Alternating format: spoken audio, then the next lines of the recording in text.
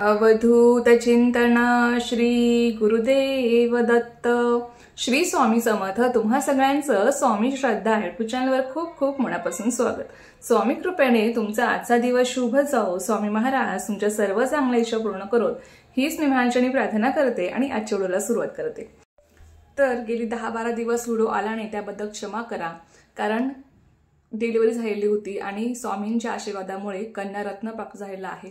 तुम्हाला सगळ्यांना माहित असेलच, कारण मी तुमच्यासोबत पोस्ट शेअर केली होती। आणि खरंच सांगते, या प्रेग्नन्सी मध्ये ना स्वामींनी इतके छान छान अनुभव दिलेले आहेत ना, खूप सुंदर अनुभव स्वामींचे आलेले आहेत।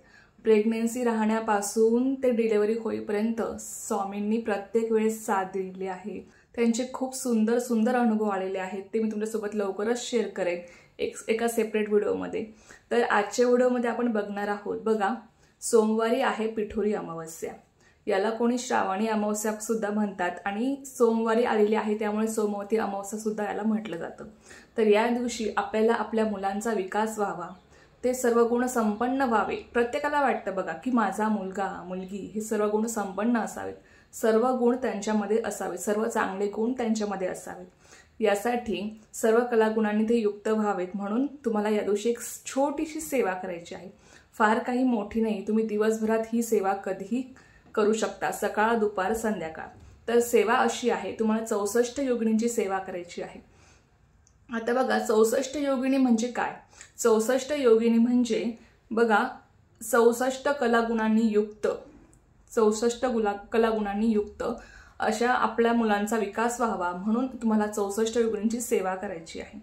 बघा, आता काय करायचं आहे, 64 योगिनींचा फोटो मिळतो, जर तुमच्या जवळपास तुम्हाला मिळाला तर अतिशय उत्तम आहे, पण बऱ्याच ठिकाणी मिळणार सुद्धा नाही।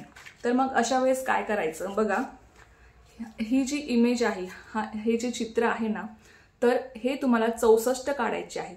हे जे चित्र आहे तुम्हाला 64 काढायचे आहेत आणि तुम्हाला हा कागद भिंतीवर चिटकवायचा आहे किंवा पाटावर तुम्ही ठेवू शकता। तर याला तुम्हाला हळद कुंकू अक्षता व्हायच्या आहेत। त्यानंतर जसं बघा आपण नाग नरसोबाचा फोटो आणून त्याची पूजा केली होती, त्याला आपण दुर्वाची माळ आघाडा घालत असतो या श्रावण महिन्यामध्ये, तुम्हाला सगळ्यांना माहित असेल।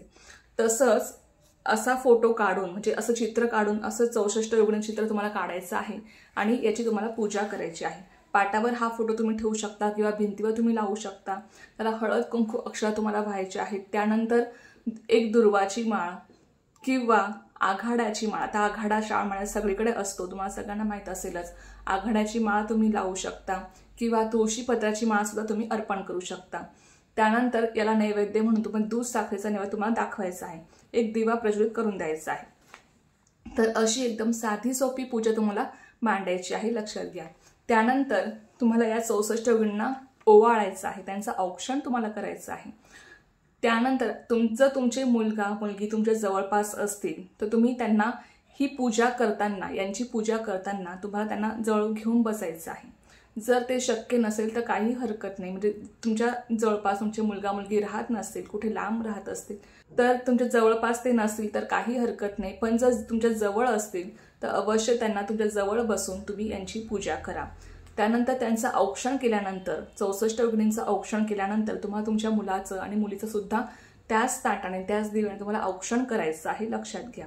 आणि 64 योगिनींना तुम्हाला प्रार्थना करायची आहे की माझ्या मुलांना 64 कलागुणांनी युक्त करावं, त्यांचा विकास व्हावा आणि त्यांची प्रगती होत राहावी, त्यांना कधी अपयश मिळू नये, कोणत्याही क्षेत्रात ते जावे पण त्यांना कधी अपयश येऊ नये असं तुम्हाला प्रार्थना करायची आहे। आणि अशी तुम्हाला एकदम साधी सोपी पूजा मांडणी करून ही सेवा करायची आहे।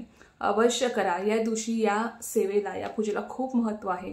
बऱ्याच जणांना ही पूजा, ही सेवा माहीत नसेल, पण आपल्या मुलांसाठी बघा आपण जीवाचं रान करत असतो, मग त्यांच्यासाठी ही साधी सोपी सेवा, आपल्याला सगळ्यांना वाटतं की माझ्या मुलाने खूप हुशार व्हावं, त्याची प्रगती होत राहावी, त्याचा विकास होत राहावा, यासाठी तुम्हाला सगळ्यांना ही एक साधी सोपी सेवा पूजा करायची आहे।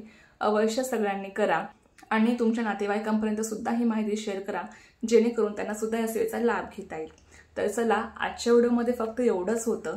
पुन्हा भेटूया अशाच एका नवीन व्हिडिओसोबत किंवा नवीन विषयासोबत। तोपर्यंत सर्वांना श्री स्वामी समर्थ। जय जय स्वामी समर्थ।